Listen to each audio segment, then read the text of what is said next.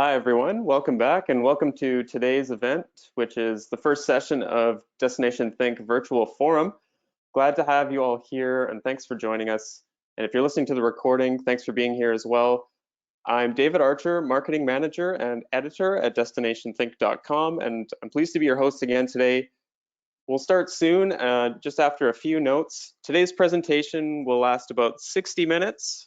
And after that, we'll save up to 30 minutes for a Q&A period. We got a lot of thoughtful and interesting questions in advance through the registration form, and we'll address some of those. But along the way, you can also submit questions using the Q&A box, which should be at the bottom right of your screen, and we'll address some of those if we're able to and if time allows. Our speaker from Destination Think today is William Bakker, Chief Strategist, and William's going to dive a little deeper into destination marketing strategy during uncertain times, which is, of course, a topic we touched on during our first COVID-19 support webinar last week. But to kick us off, I'm now going to hand my virtual microphone over to Rodney Payne, our CEO. Thanks a lot. Thanks, David. I want to just begin again by acknowledging the humanitarian crisis before we dive into destination marketing as a focus for this presentation. We all know that there's healthcare workers, many people touched by this illness directly, and many people working very hard to keep our society open. And I just want to make sure that we make space today to think about those people and also give us permission to talk freely and openly about the challenges that our industry is facing in particular.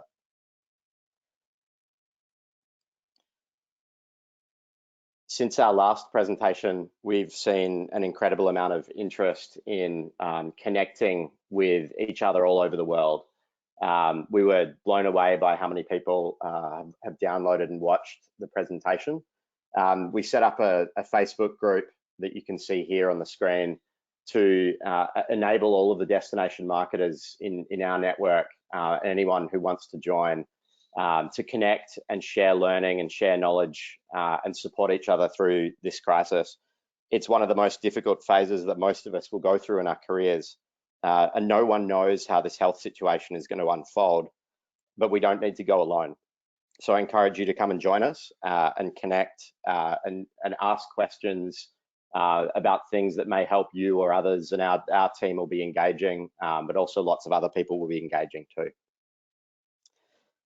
So we've also, since our first presentation last week that we said was a very high level overview, and there was so much more that we wished we could have shared from our own thinking in our offices around the world, and the work that we're doing with clients to help them plan their business, go into crisis mode for communication, start thinking about phases beyond mitigation and helping their industry immediately. We wanted to dive deeper, and our team has worked tirelessly over the last few days to put together a virtual Destination Think forum. Now, we've run a lot of events over the years in different parts of the world, dealing with different topics, and there's no more important time than now to come together and knowledge share. So over the next 3 days, we'll be dealing with strategy in today's session, communications in tomorrow's session, and then the industry in our third session on Thursday. All of the presentations will be available for download, and all of the slides will be available for download too. And our focus in these presentations will be dealing with what you should be doing, very specifically the things that you should be doing at this point in time that our clients are working on, that our team is recommending, in the hopes that it helps to give you focus and prioritize in a very chaotic period. We're also exploring going further than just a Facebook group and further than just these sessions to start helping the industry with how they can be executing all those things. So very much focused this week in the what, and exploring ways that we can help everyone with the how, and things like weekly insights and data, whether we can share planning resources or templates, communications guidelines, toolkits, playbooks for industry support, examples of best practice from other DMOs around the world. So if that sort of thing interests you, we'd really like to talk to you about how we can help you, as I'm sure many people are operating with greatly reduced budgets, with smaller teams, and dealing with drinking from a fire hose of priorities. So we've set up a page where you can go to, and if you want to talk to us about some of those things, we're looking to understand what your needs are in this time, and we have some ideas too. So by all means, feel free to go to the URL here, destinationthink.com, join the network. So I'm now going to hand over to William Bakker, as David said in our introduction. William's our chief strategist, and he's been leading our team to help all of our clients with planning with a strategic approach. So William, I'll hand over to you, and I'll look forward to joining you again in the Q&A session at the end. Thanks, Rodney, and welcome everybody to this first virtual forum. Live from my 8-year-old daughter's bedroom. As most of you, I am also confined to my home, and this is the most quiet spot in the house. Like I said, I do have a daughter. She's 8. She's somewhere in the house, all set up with her iPad and snacks. But like you probably have experienced yourself, it's not unheard of that she might interrupt me at some point. So a heads up for that. My wife is a healthcare worker, so she still goes to the hospital every day. Last time in the last webinar, we talked a little bit about strategy in uncertain times. And what I'm going to do today is show a bunch of the slides from the last webinar, but spending a little bit more time on it. We had to skim over a whole bunch of stuff last time, so we can explore it, in a little bit more depth. So for some of you, it might sound, some parts might sound repetitive because I know we do have some new people. But then after, we're actually going to get a little bit deeper by answering some of the questions that you have given us when you signed up, which was a really good way for us to understand what people are specifically struggling with, where they would like some more insights and some of our knowledge. So we're happy to do that. Rodney last webinar spoke about the Stockdale paradox, and I want to bring it back there. And as you might remember from the story, he was a prisoner of war, and he was asked how he got through it. And his answer was that it wasn't through optimism only, but it was through resilience, and by knowing that things in the end would be okay, and that his experience that he would go through now would define him as a person for the rest of his life, and it did. And I think that's what we're going through now as an industry, and maybe even as a society. So as we're thinking about this time of uncertainty, as long as we keep our eye out on the future, and we are determined that we will together go through this, that is probably the right attitude to have. And then I'm going to bring it back to what Frank said. This is your chance to stand up and make a difference, to be that leader in your industry, to support them through this crisis, and to help them as we will rise out of this. We don't know where we are in this crisis. The economy has been in a free fall. It's been a week since we had our last webinar. I thought things were pretty bad with the industry back then, and here we are a week later. A lot of our clients and a lot of DMO friends we have had to let go of staff, had to reduce budgets, and have seen more effects on the industry, who are struggling to deal with the situation and survive their business through this. So There's two factors that are important. We don't know how long this is going to take, and we don't know how deep it's going to go. So that is an uncertainty. So we can't bank on a particular prediction. But what we do know is that right now we are in this mitigation phase. We have identified 3 phases, broad phases of what we will go through. Right now we're mitigating. We're trying to survive. We're trying to minimize the damage that's being done. And this is also where you see some governments around the world stepping in and supporting workers that are being laid off and supporting businesses, help them survive. After that, when we have the virus situation under control, we will have the opportunity to restart our tourism economies. And what you remember from the last webinar, some people are talking about rebuilding. We like to talk about restarting, because there's an opportunity to maybe reimagine a future where we can come out of this better than we were before, on all fronts, for our industry, for our society, and for our natural environment. I live in Vancouver, British Columbia, Canada, and about 100 years ago, the city was built mostly with wooden houses. There was a raging fire that went through the city at some point. It was virtually gone. There's an iconic photo of City Hall in a makeshift tent, but Vancouver rebuilt, and it's probably better than it was before. And we can do that with our industry. We talked about McKinsey & Company's strategy and uncertainty framework that we use as we're thinking about this time. There are 4 phases.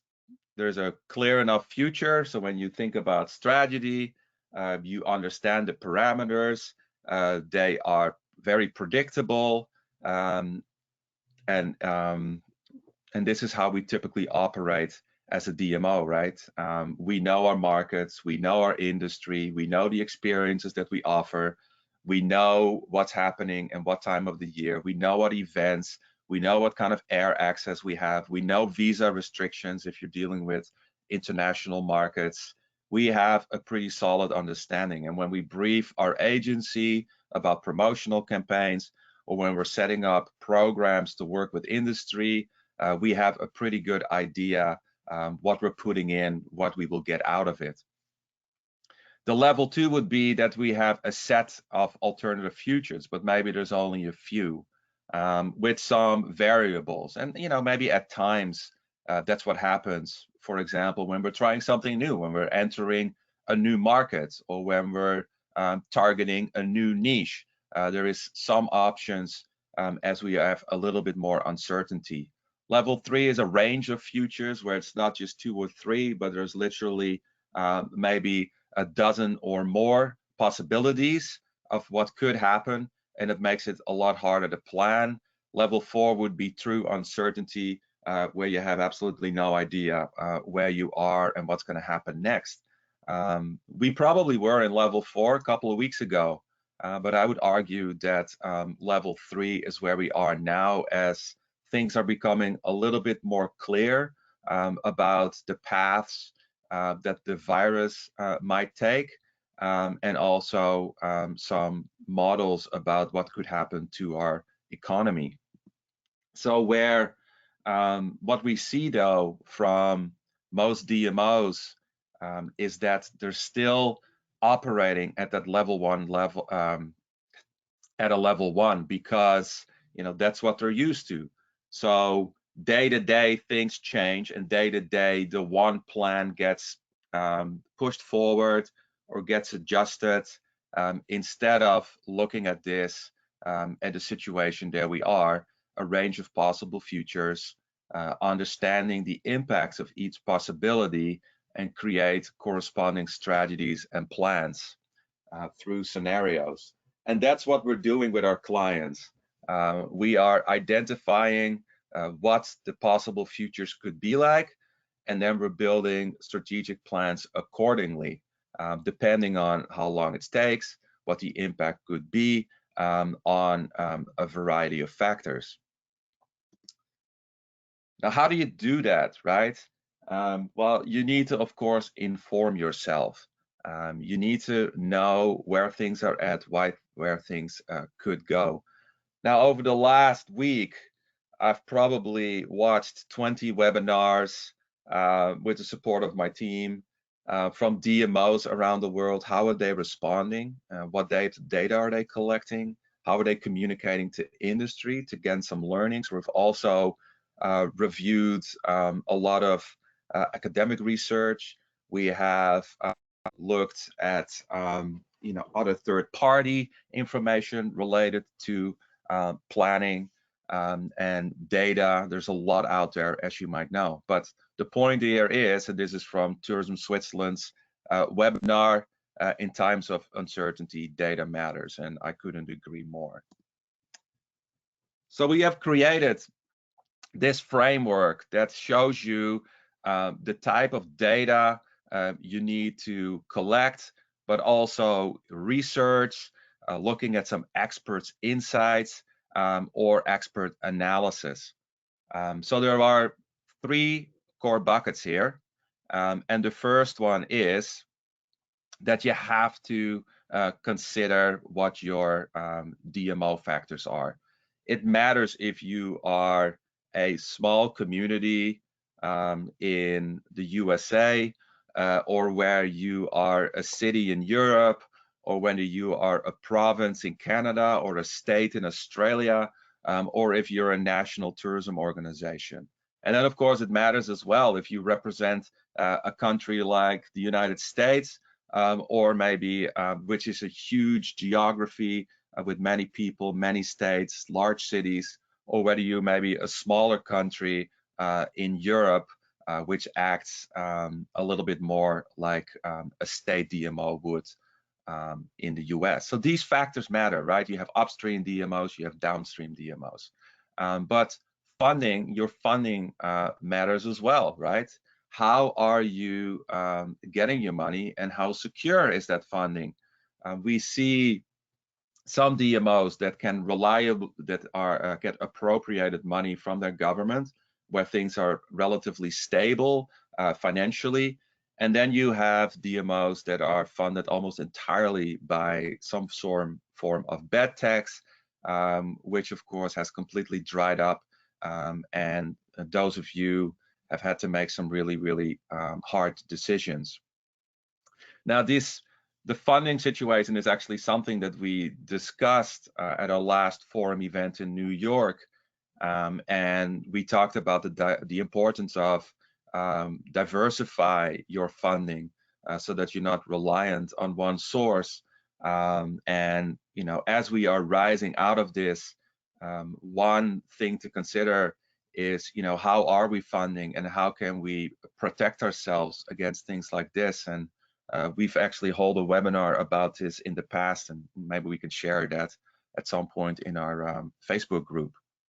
So those are the DMO factors. Then there are impacts. What you need to measure what the impact is going to be, and this is really important, right?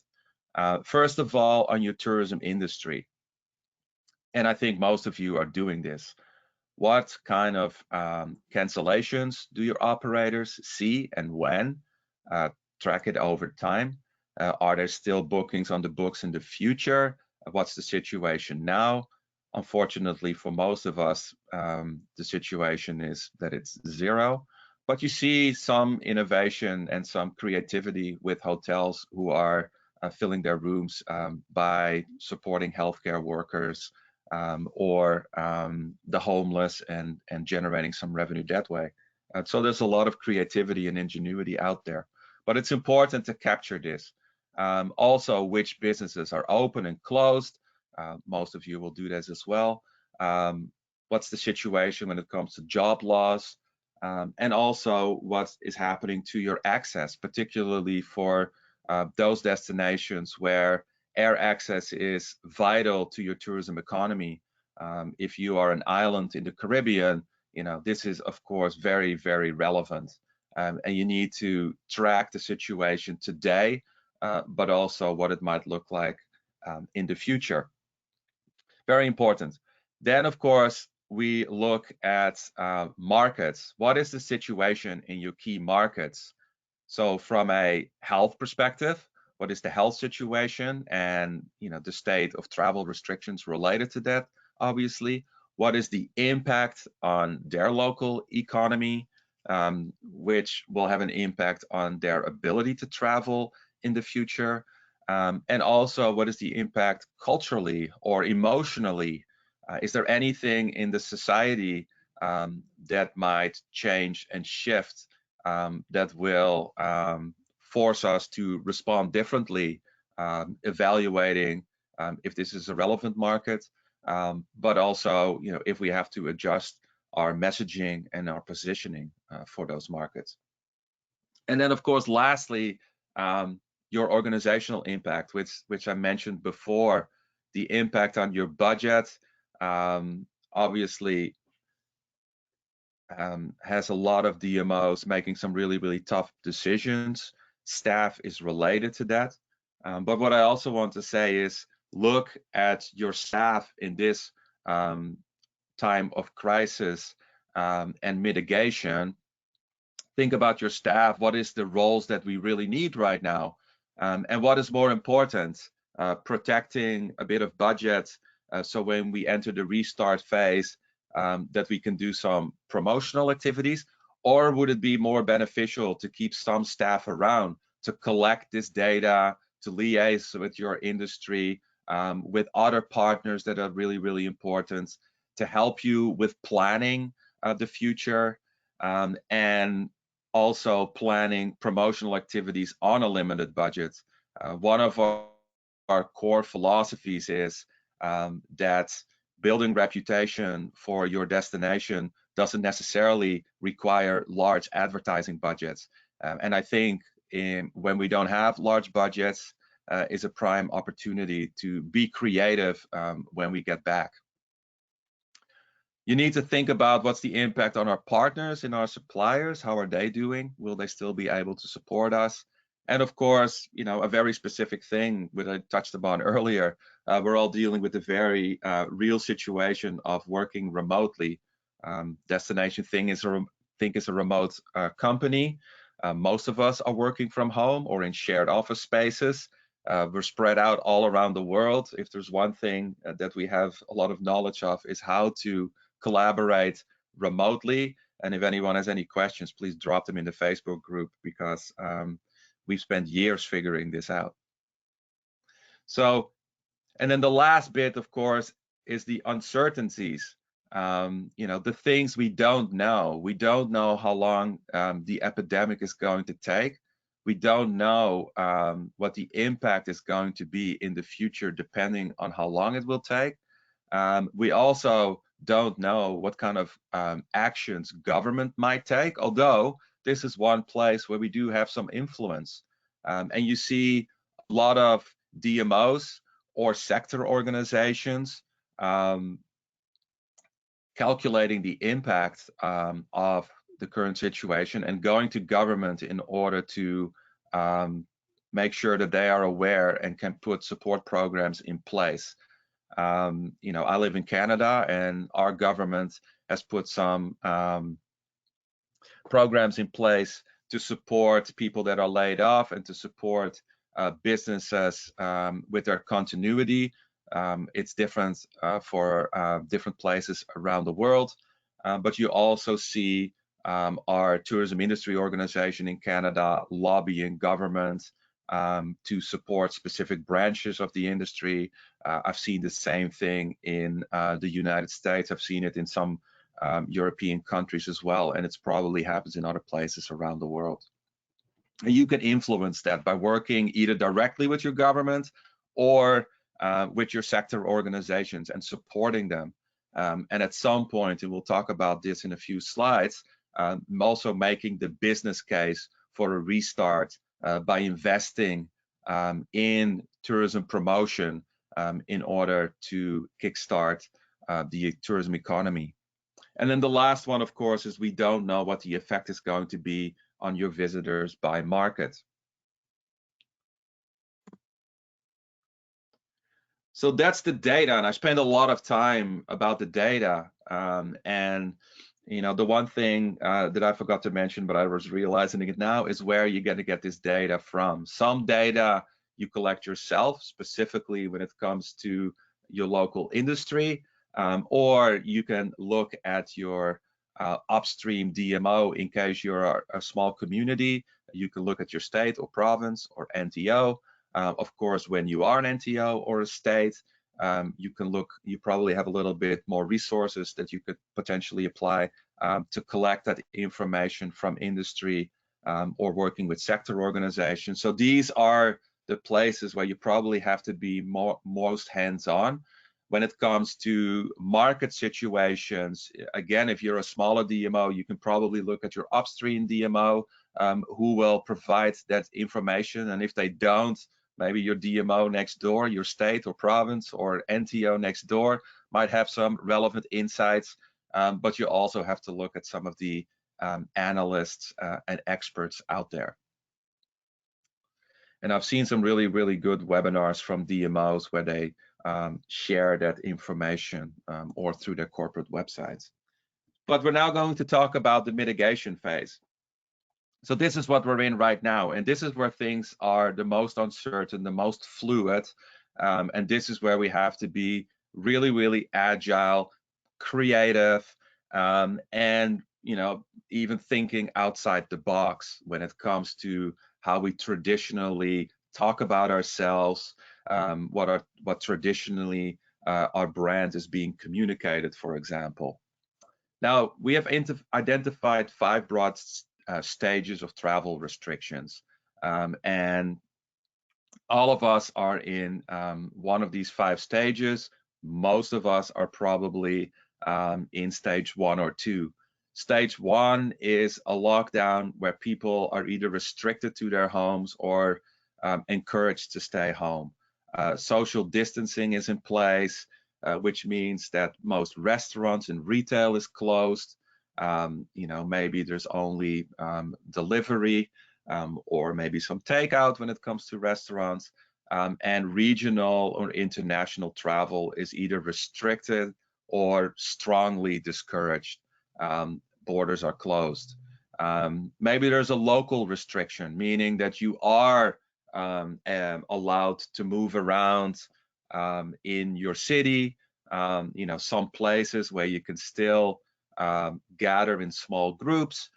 Maybe restaurants are open, but when it comes to regional or international travel, those borders are closed. So this probably means that there's no domestic travel. So then there's regionally restricted. And this matters where you live. If you live in a small country, local and regional or regional and national might be the same. But for our purposes, regional travel means that you can travel around your province or your state if you live in a country with states, but there is no domestic flights or transportation. So borders are closed, and it's really confined to near where you live. A tangible example is that you might not be allowed to visit your holiday home that is in another part of the country. Then there's national restrictions. So that means that you can travel around the country. Domestic flights might be available. You are allowed to visit your holiday home and what have you, but international borders are still closed. And then the last phase is unrestricted, where borders are open and people are free to move. Now, that unrestriction phase might happen in stages as well, as some borders are probably going to be open faster than others. Now, hopefully, we'll be moving, from 1 to 2 all the way to 5 in a linear fashion and hopefully fast. But the early signs, what you see in China is that areas that get out of a lockdown phase, restrictions are lifted. The virus are the early signs for a second wave might come, which might mean that the restrictions are tightened up again. So it is entirely possible that we're going back and forth through these restrictions. So as DMOs, we need to be ready for this. We need to prepare for this. So these are the 5 core phases that we can be in, but then we got to layer in the impact of where we're at based on time. So we have created a planning cycle to do this. I've talked a lot about collecting data, research, and insights because it's absolutely critical. The second step is to then start analyzing this data by creating some realistic hypotheses based on the data you have at hand. So, with one of our clients, they're currently in lockdown. We have identified if restrictions are being lifted to regional, then within a 3-month time frame, so let's say a lifting of restrictions in August or September, that's when we know what we have to offer. We know the situation of our industry. We've made some hypotheses based on how the industry could start back up. We've made some hypotheses based on what our target market will be doing and will be able to do at that time. And based on that, we've created a strategy around communication. We've identified specific trigger points. When are we going to get the creatives involved to create the messaging? When are we going to think about a media plan? And how long before we think we can go back into markets? Now we have a whole bunch of these scenarios, so that depending on where things are at and when things are happening, we can then start triggering them. So that is the developing the scenarios. We might have something like 15 hypotheses. We really only have 3 scenarios that we think are the most probable, and those are the ones that we have fleshed out a little bit. And then, like I said, when the trigger happens, we execute the plan in 2 stages. First, by briefing the agency team, and then executing the plan itself. In the meantime, of course, we keep collecting data and insights. One of you asked, how often should we update these plans? We are doing these weekly, even with our smaller clients, which might be a little bit faster, a little bit agile, as there is not that many resources available. With some of our larger clients, we're also doing it weekly, but they collect a lot more information. So the questions to answer for each phase in this analysis: when do we trigger a change in marketing or message, right? In markets or messaging. So even when you're in a lockdown phase, at some point you might want to change your messaging. So what are the triggers? When restrictions are lifted, what markets are we entering? And when I talk about markets, I don't just talk about geographic markets. I also talk about market segmentation. Do we focus on specific niche experiences, for example, because we know that, let's say you're a kite surfing destination, you've got kite surfing opportunities, you got a large urban center nearby, there's probably a whole bunch of kite surfers there locked up in their house, roaring to get out. Maybe that's a good place to start in order to get our economy going again, versus the message that we typically put out there that might be harder to convince people or might be harder to compete in. What are the experiences that you're still offering? Who is the right visitor? Like I said before, how do we reach them? From a media perspective, or if we don't have a large budget, do we have local influencers? Do we have regional influencers? Can we now tap into that pride of place that we are building all of us are building right now with our local communities? Can we invite the community to reach out to their friends and family to come visit? What is the right message that we need to put out there so that we're not tone deaf, but that we're also connecting with these visitors? And how do we support industry as they are going to a reopening phase? And on the right side, you see some of the data and the insights that you need to answer those questions. So that is the mitigation phase that we're currently in.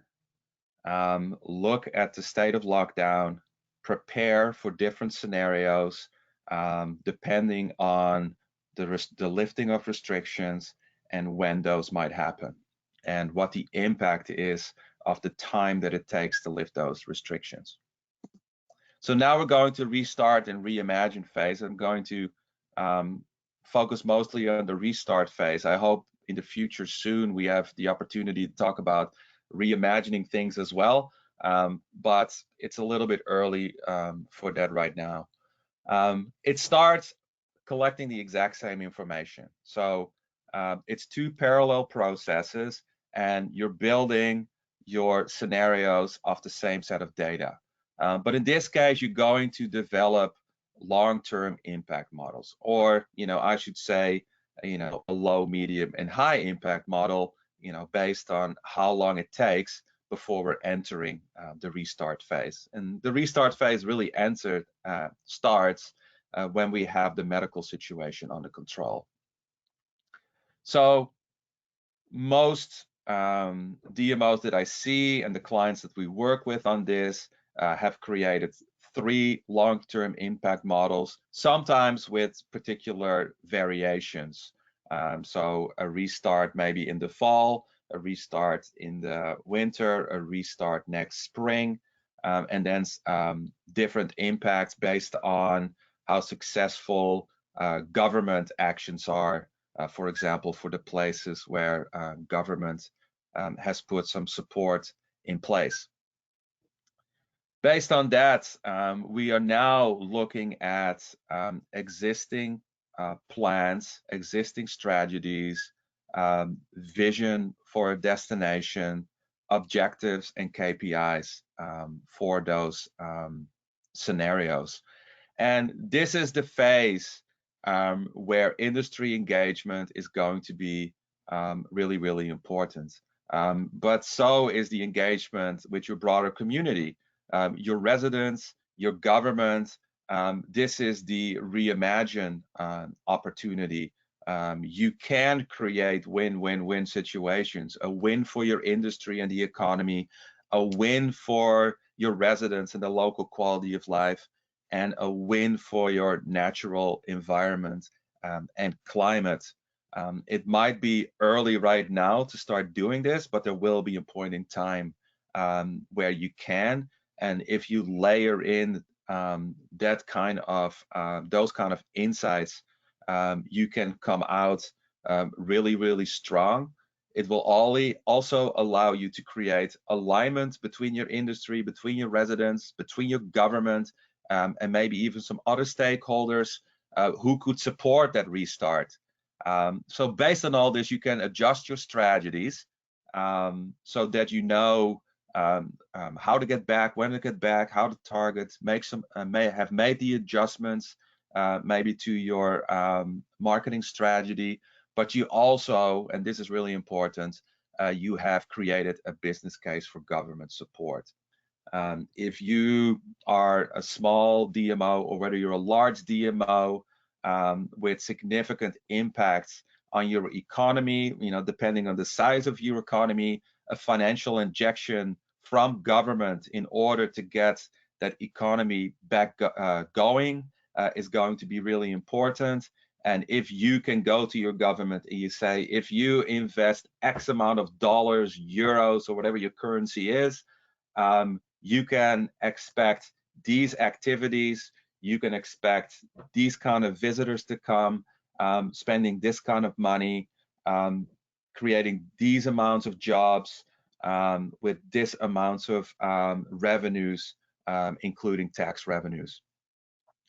And you can play a key role there and might also be the opportunity to bring back that budget that you might have lost. When the restart phase happens, you'll see it coming. The early warning signs will be there. You know which scenario to work through, to flesh out. and you know when to engage government, or hopefully how to respond to a government request, how to get your economy back going. So the key questions to answer in this phase: what will the state of our industry be? You know, I live in British Columbia, Canada. Last week I attended Destination BC's webinar. It's very good, and you know, they were really transparent in their analysis of the situation. They've created 3 scenarios: a return in the fall, a return, I believe, in the winter, and I believe in spring. Last year, the visitor economy here was worth $21.5 billion. In the worst case scenario, where the impact will last almost a year, they believe that something like 90% of that economy will be gone, and 80 to 90% of tourism jobs will be lost as a result as well. So restarting the industry when you've entered that phase, of course, is a very different situation as a scenario where it lasts 6 months and the impact is significantly lower. Like I talked about, what's the business case for support? What kind of resources will be available on your end, but also through others? What kind of partnerships do you need? Whether it's your government partners, your industry partners, but maybe even some non-traditional partners that also benefit from a strong place brand. I know that Switzerland, this is why I was really interested in what Switzerland was doing. I know that Switzerland is getting a lot of money from brands that are benefiting from a strong Switzerland brand, brands like Swatch, Toblerone, Swiss Airlines, and they actually injecting a lot of money into the DMO. And from what I understand, they're also part of the recovery programs, although I haven't spoken with anyone there yet. What experiences are you offering? You know, how are they different based on the outcome of the impact? You know, how fast can you really go back online? Do you have to look at your brand and your positioning as a result? Maybe as a result of changes to the state of your industry, or maybe as a result of changes in your key markets. And what strategic shifts do you need? And then again, on the right side, you can see some of the data that you need for this. This is where I end the presentation part, where I, as you realize, spent a lot more time on the slides that we used last week. But I hope that going into a little bit more depth gives you a little bit more direction about really what you need to do in each step of the process, and with all the data that you have to collect. So I'm going to bring Rodney back in just to throw in another accent. Are you there, Rodney? I am. Thanks, William. That was a terrific presentation.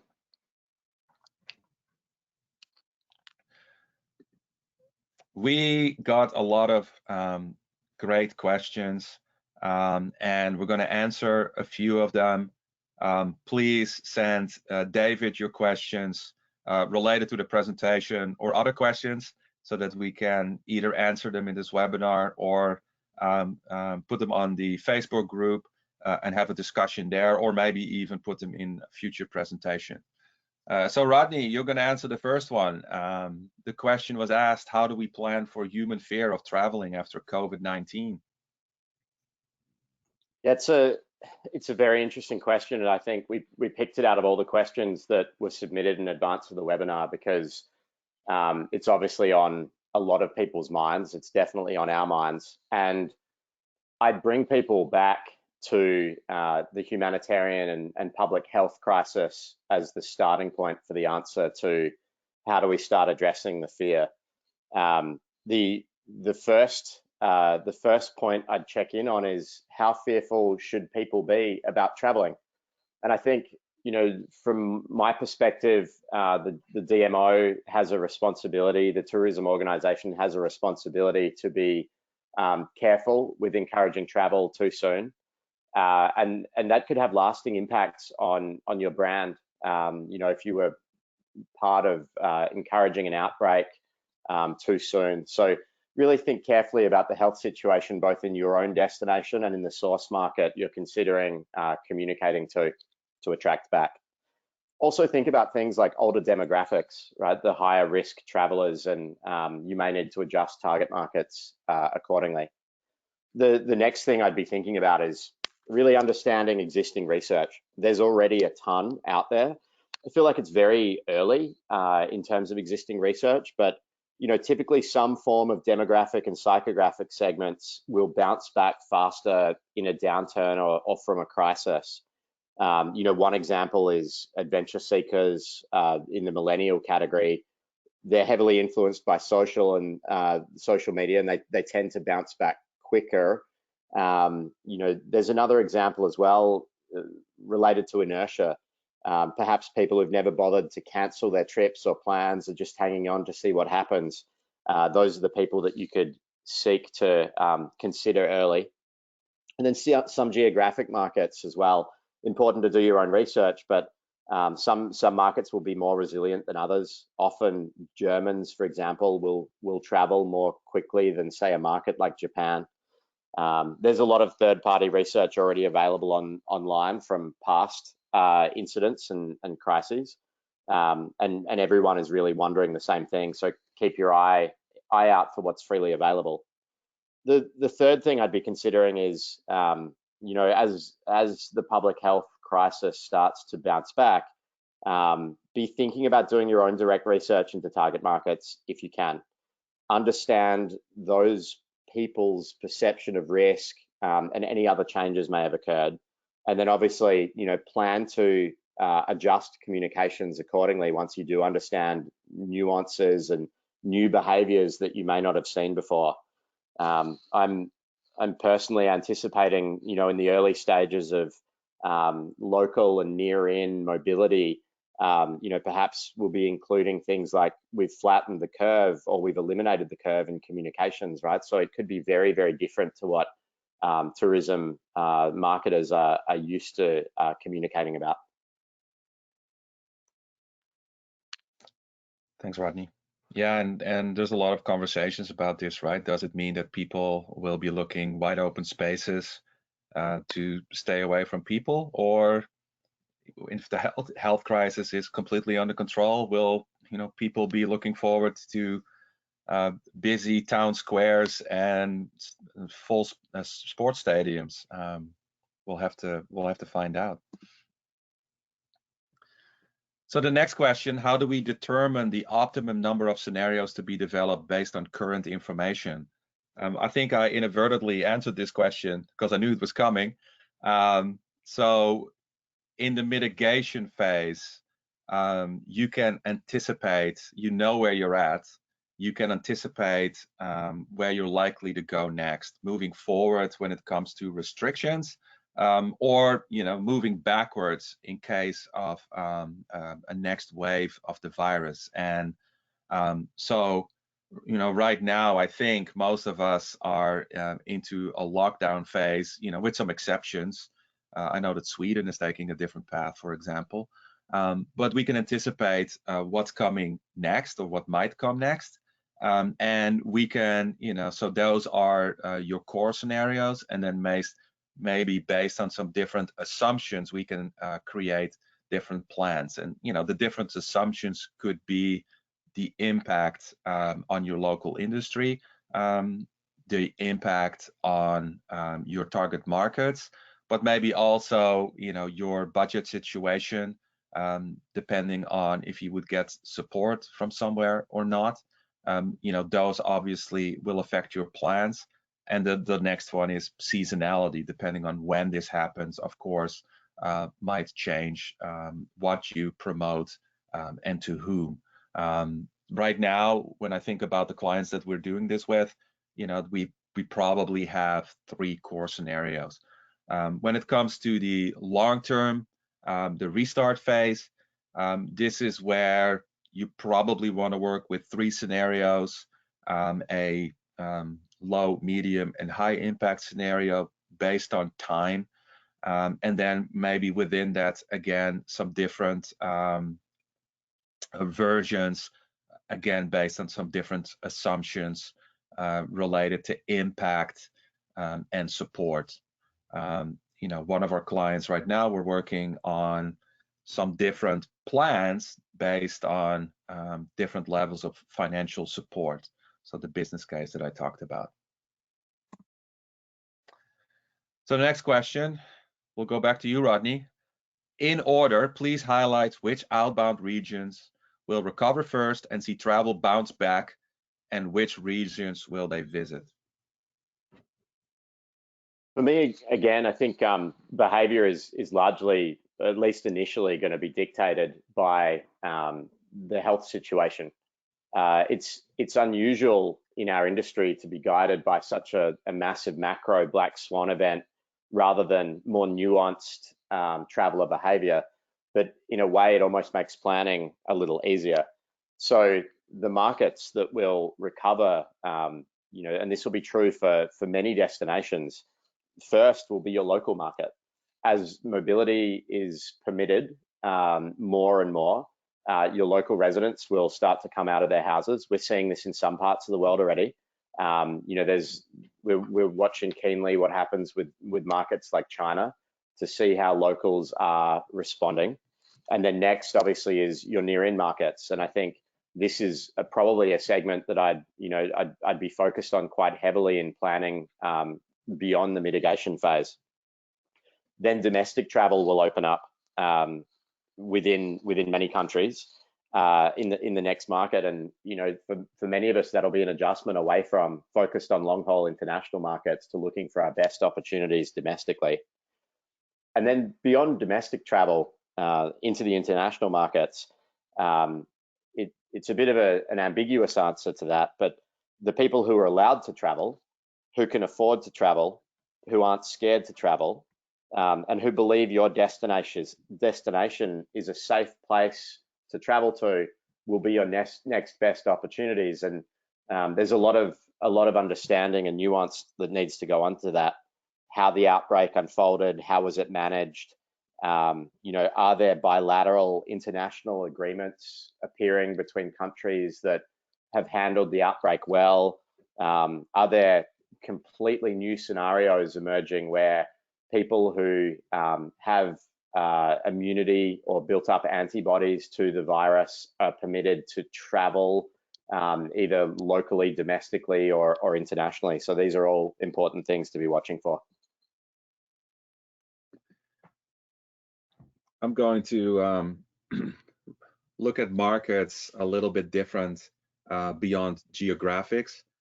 So far in our webinars, we've steered away from our core destination marketing philosophy. I hope that in the future we'll be able to layer that in as well, because I think that's what we're known for, to look at destination marketing in a new way. And one of the ways that we approach markets is by looking at more than geographic segmentation, really focusing more on what people have in common beyond borders, as we are, at least online, living in a global environment where I might have more in common with somebody in Japan than with my next door neighbor, if we're both avid Formula One fans, for example, as I am. So we're looking at geographic markets because they are important, particularly in this situation, because geography and geographic markets really determine the access and restrictions to your place and destination.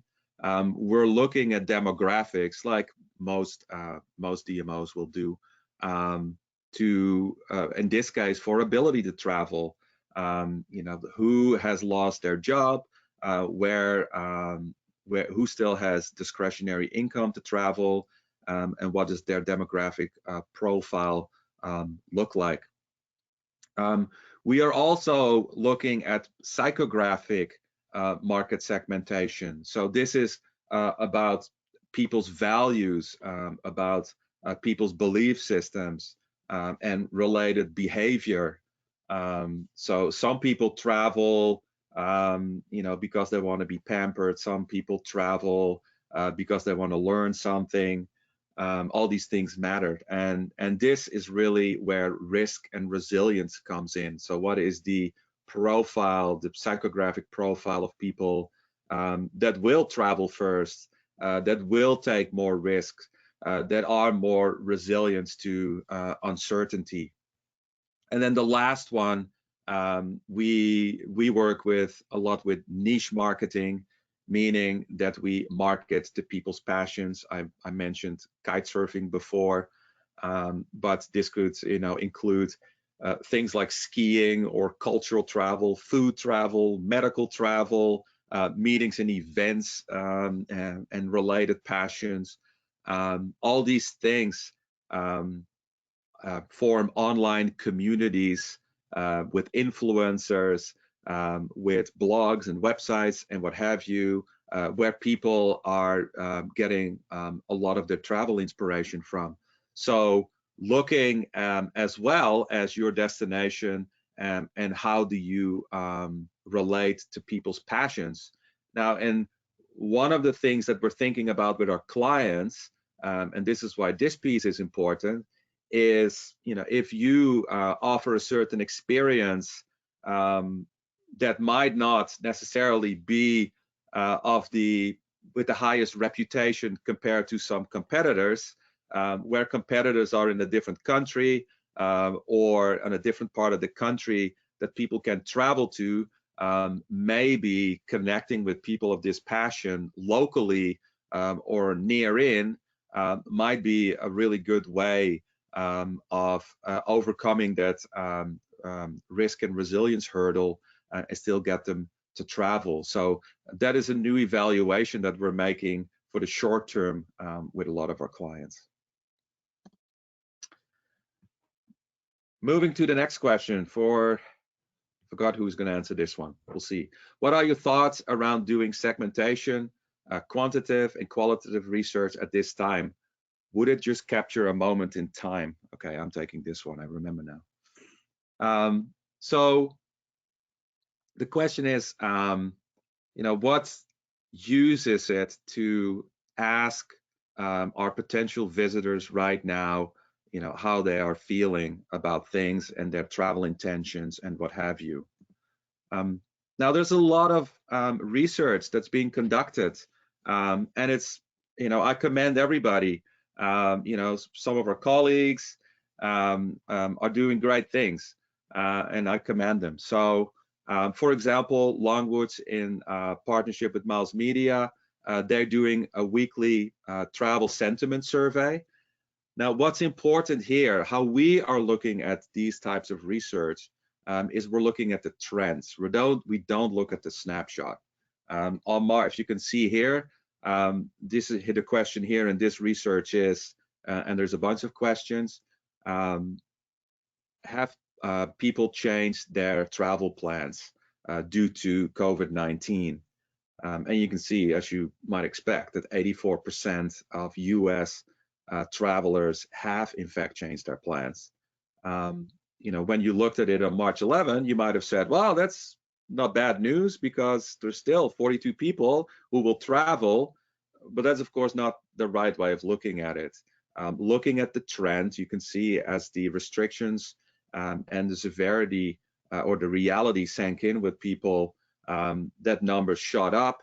And what's going to be really, really interesting for me is to look over time for our US clients, when is that number going to come down? Because that will tell us something, right?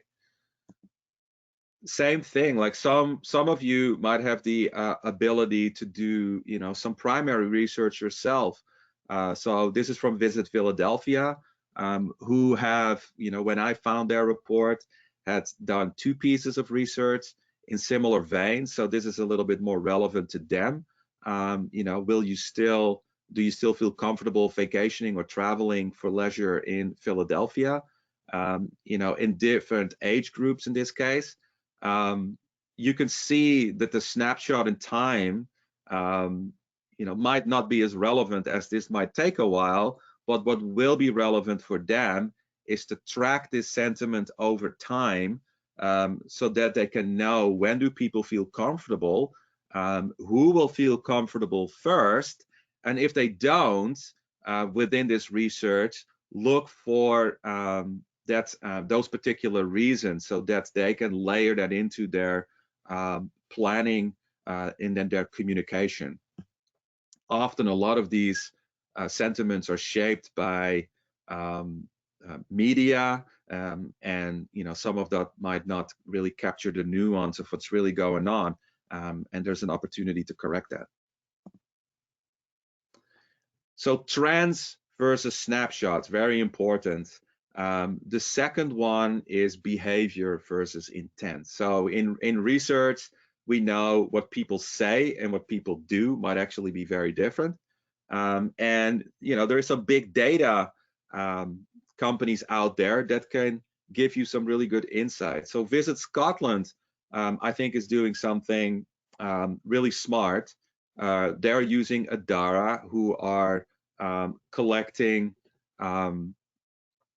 data around booking and accommodation and flights booking and search patterns.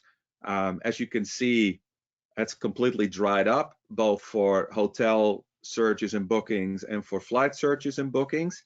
And what they're saying, Visit Scotland will monitor Adara booking window data, which extends up to 91 plus days in advance of departure.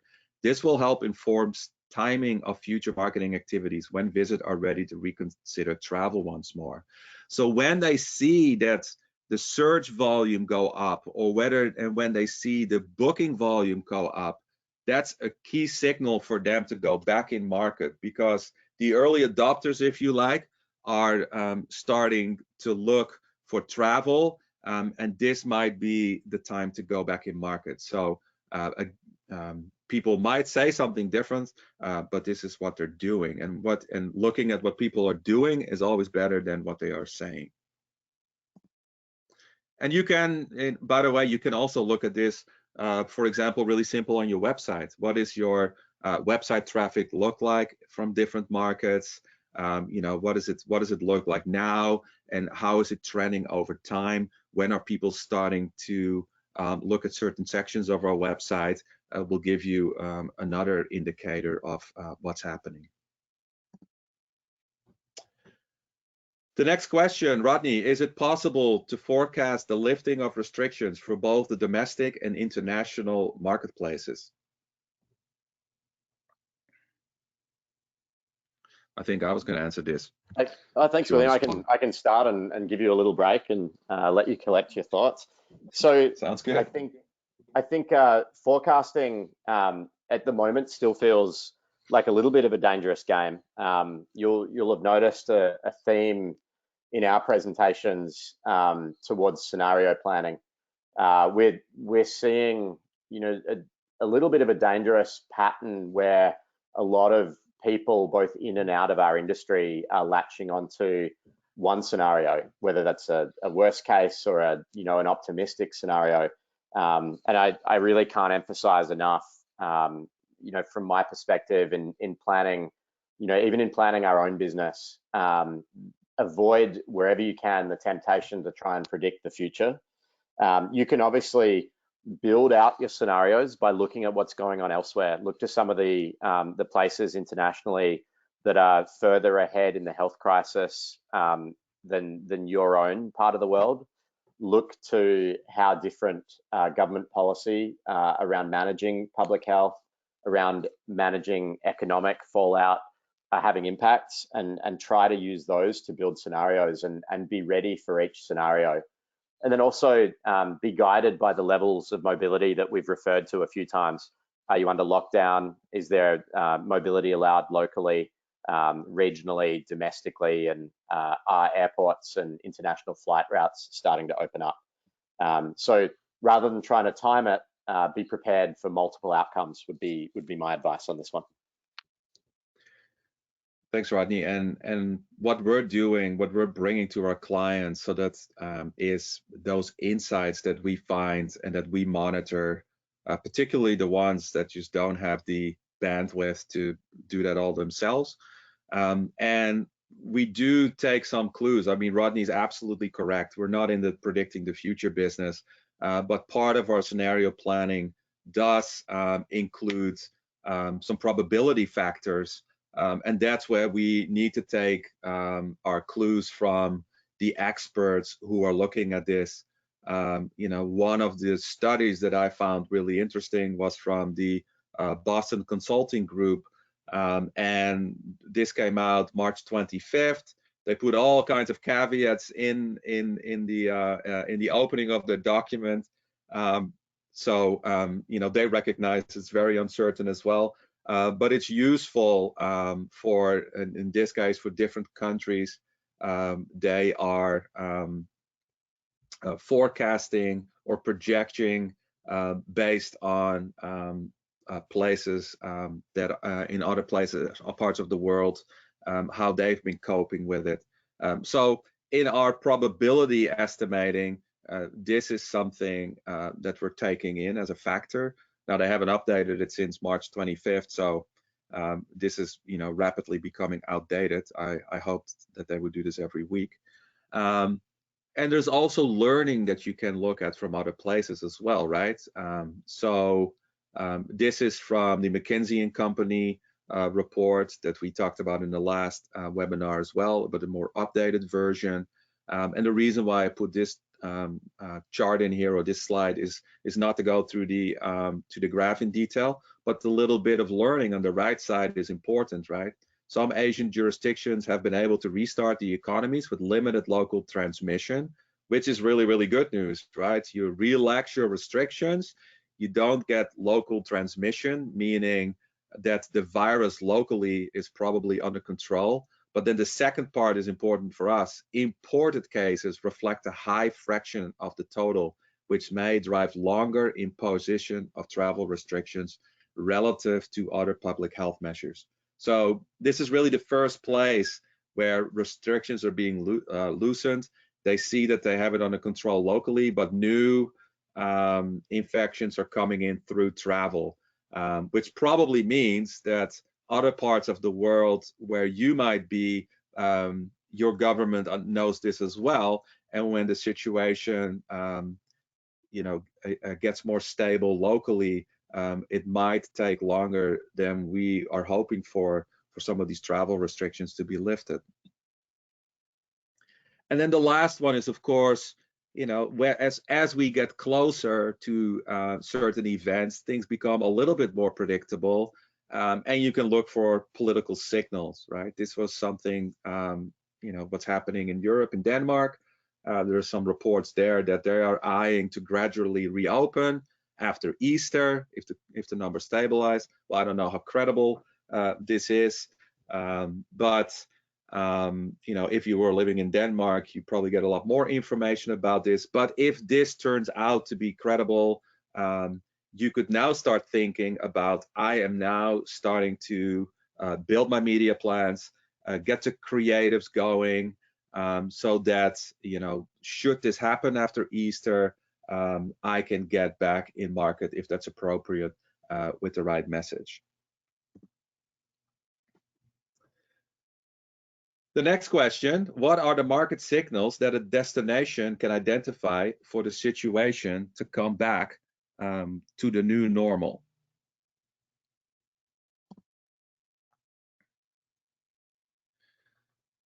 So this is where we need to be guided by the health situation. We identified our 3 phases.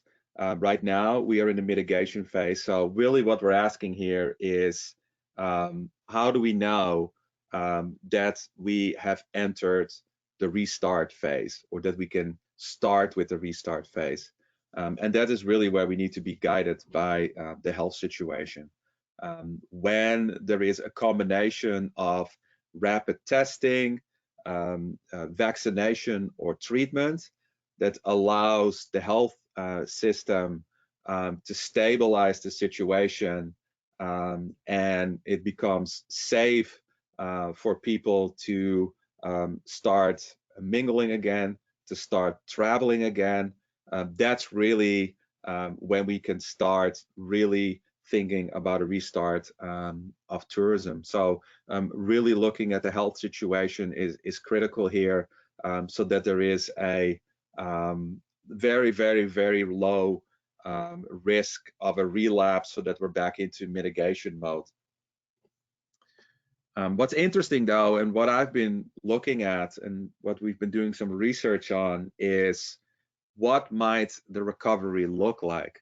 And I think we've had a lot of discussions here internally with the strategy team, and me and Rodney actually spent quite a bit of time on this slide discussing it yesterday. Looking at some lessons from the past. So this is from ACI, which is the Airport Council International. So this is the sector group of airports. They ran a really great webinar, I thought, where they actually touched on this. So when you look at past economic events, there's really three shapes. One of them is an L shape. So after 9/11, this is related to airline passenger volumes. You could see that it dropped quite dramatically, and it took a very long, gradual time to pick back up. There is also a V-shaped recovery, which happens when it came to air travel after SARS.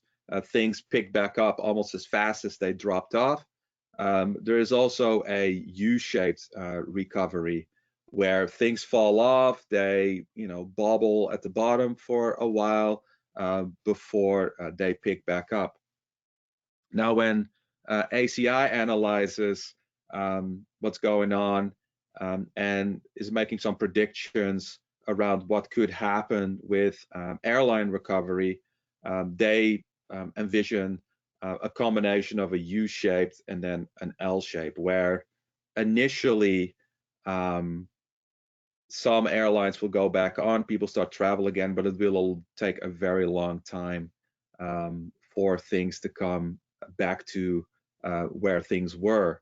Now, I think looking at this through the lens of your own destination could be very, very useful. For example, we work with a city in the US that is very reliant on the drive market.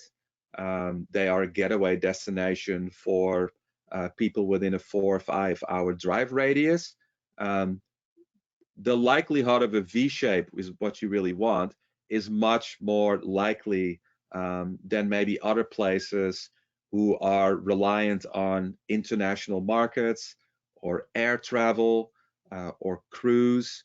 So in your long-term planning, planning your restart phase, looking at these three different models of how a recovery could look like is going to be important. And then the last question that we're going to cover from the pre-written questions. Rodney, how do we engage boards and stakeholders in planning when their worlds are falling apart? We've talked a lot about this to various destinations, and I still feel like we're very much still on the way down in terms of many destinations facing very sad outcomes in terms of public health and economic impacts, still being felt, and likely will get worse before it gets better. Boards are struggling with understanding the very dynamic situation, being guided by so many different sources of information and knowing where to turn to. So one of the key roles that a destination leadership team or CEO can play is to constantly keep the board informed. Analogous to what we're trying to do with the industry here in presentations like this, how can you distill down all of the information and make sure that you're regularly communicating to your board? How are you managing that information? What are you seeing? And how are you going to go about planning and managing this and getting their input into that? And then similarly with industry, the key role here is about information, I think. Information about the situation itself, information about government support that may be available to individuals in the service sector, information about government support available to businesses in the sector, and advice around planning and creativity, sharing best practice examples of what other destinations are doing around the world to, to mitigate the fallout and reinvent themselves, sharing what businesses are doing to pivot on a dime and, address the immediate problems and help their community, whether that's on a local level or a larger, wider level. Thanks, Rodney. Yeah, and I think, we're all on an emotional roller coaster, and some of the work that we're in progress with our clients, which always includes a lot of engagement with industry stakeholders, but also residents. We've, paused that for obvious reasons, but I think at some point in time when people are ready to look towards the future and they are ready to think about what the future could look like and how we're going to get there, that time will come probably sooner rather than later. And at that time is when we plan to engage those stakeholders in that planning process. They'll probably be excited to think about that, excited in the context of the situation, and also it gives you a feeling that you have a level of control and maybe a level of optimism that we will get through this and there will be a future ahead.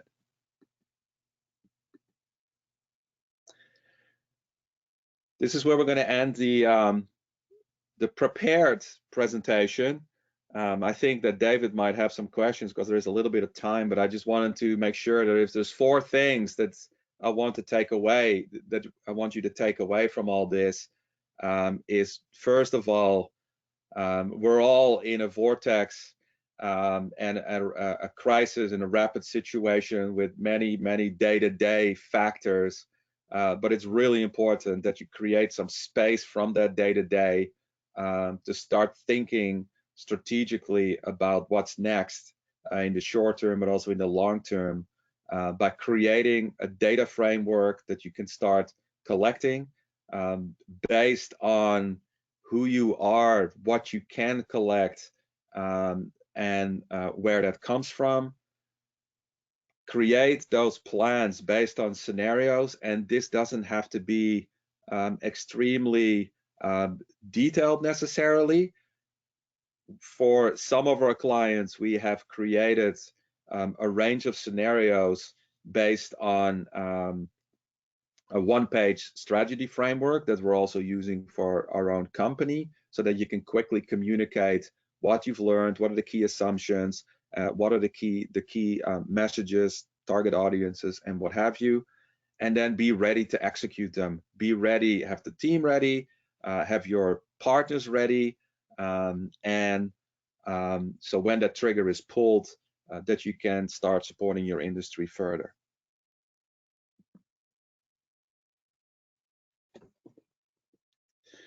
Okay, thank you for sticking around with us. David, are there any questions coming in? Thanks, William. Yeah, I've got 3 questions, and we'll get to those in just a moment. I just want to let Rodney have a last word to say today as well, and then we'll jump right into the questions. William, if you could just pull up the next slide with the URL on it. I just want to encourage everyone to either connect with us on the Facebook group that we've set up, and please let us know what things you're struggling with so we can guide future presentations that we may do, or answer them live in the group, or crowdsource answers to your biggest needs.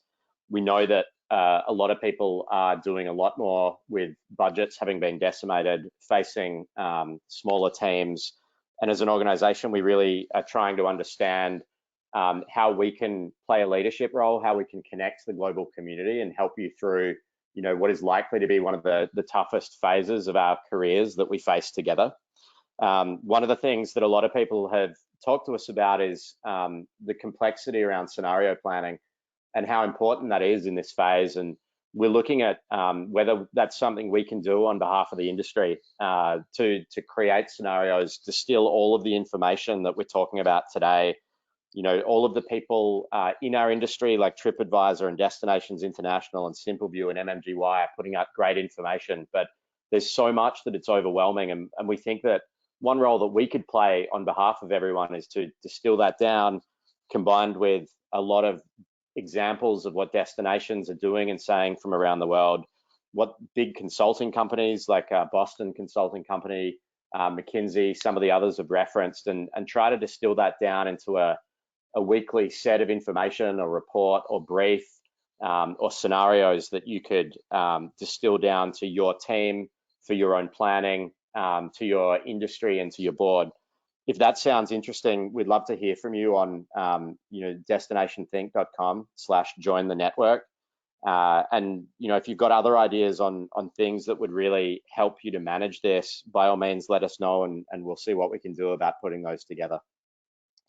Thanks, William. And let's take some of the live questions. Dave, did we get any questions in? Yes, thanks, Rodney. We got some very good questions. Marcus says, you haven't mentioned destination development or destination experience much, and I know you place great importance on that. Strategically, what opportunities do you see here in the restart and reimagine phases? Maybe William, I can start with that one, and then you can correct me. So when I think about the next phases, I'm tempering myself a little bit and trying to stay grounded in what needs doing immediately. But it'd be a lie to say that we haven't turned one eye to what some of the opportunities are to regrow out of this crisis. One of the reasons that I'm sort of tempering my response is some of the forecasts that I've seen for the economic fallout, and in particular the impact to tourism businesses and job losses are quite horrifying in the worst case scenarios. One of the big clients that we work with, at provincial level, DMO is forecasting anywhere between half and up to 90% of businesses being impacted, if this lasts for a worst case year or more. So the industry may look very, very different to what it does today in your destination. But other destinations are already considering this as they talk to their local communities. I spoke to one destination yesterday. It's very much a tourist location. The economy is heavily dependent on tourism. Their unemployment rate is 85% at the moment. And the local community is already thinking very differently about what the restart can look like. And one of the examples was, can we turn our entire downtown into a walking pavilion instead of opening it up to cars, and start to really manage the visitor experience in a different way? So I think this is a very poignant question and a lot of opportunities here.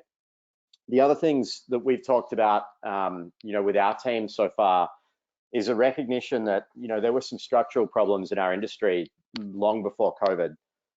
It feels almost too soon to me to be talking about these, but things like climate change, the impact of our industry on the environment at a macro level, local environmental impacts of over-tourism on resident quality of life. We are still likely on the way down, but these are all things to be thinking about for future phases.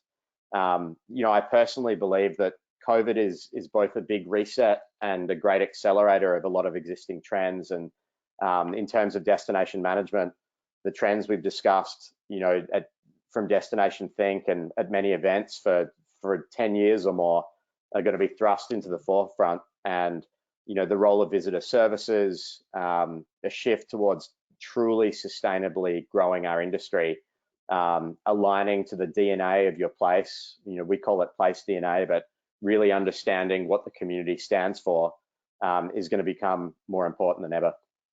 William, I don't know if you've got anything you want to add to that one.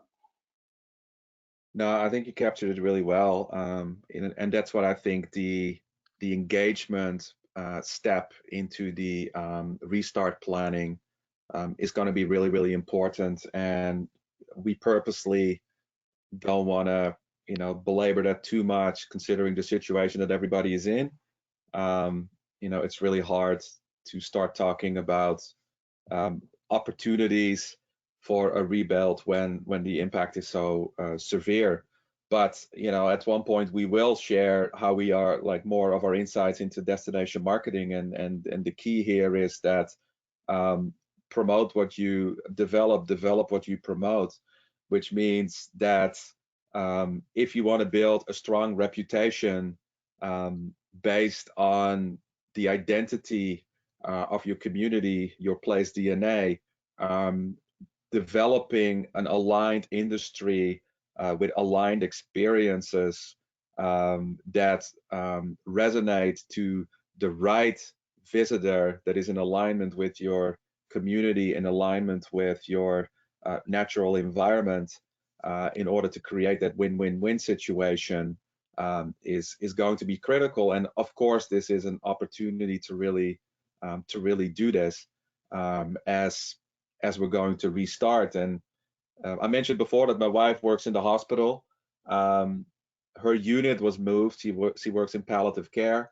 Her palliative care unit was actually moved to another building because her unit was being freed up for COVID patients. But we had time, so they did it a little bit early, and then she went back because he forgot something, and everybody was painting the floor, which hadn't been done in 20 years because there was never time. So we do at some point maybe have time to paint the floor if we can, and work with the industry, even for those who can manage their way through this, to do some, build some capabilities, look at some of their experiences, look at some of their marketing assets and what have you. Probably time for one more, Dave. Sounds great, William.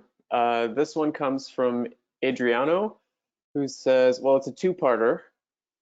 How should experiences adapt to a world post-COVID-19? And do you anticipate an even deeper focus on niche, intimate experiences and more boutique festivals and events? I think we're in the very short term already starting to see experiences adapt. In many parts of the world, local businesses, that would have typically serviced, visitors, are looking for ways to adjust their practices, create a strategy for a world where social distancing is critical to public health, and find ways to get reopened, even if it's just to get cash flow restarted in the short term. And I think in the medium term and longer term, there will definitely be impacts. William, you want to talk about some of your thoughts there? Yeah, it's a really good question, and honestly, I'm on the fence. There will be changes, but what they're going to be, I'm not sure. On the one hand, society, I hear a lot of conversations, for example, about my coworkers, some anecdotally, of being inside, not being able to, get out of the house, not being able to travel, and that it's actually quite nice that you can reconnect with your loved ones and slow down, pick up a book, and what have you. But on the other hand, I also feel myself, I see that opportunity. It's really nice to homeschool my daughter, but I also have an urge to get back out there and be amongst people. So what I'm fearful of is that we, in the rush to get back to normal, in the rush to rebuild, is that we're going to miss the opportunity to rethink if the old ways was really the way that we want to live as a society, and a way that we want to operate as an industry.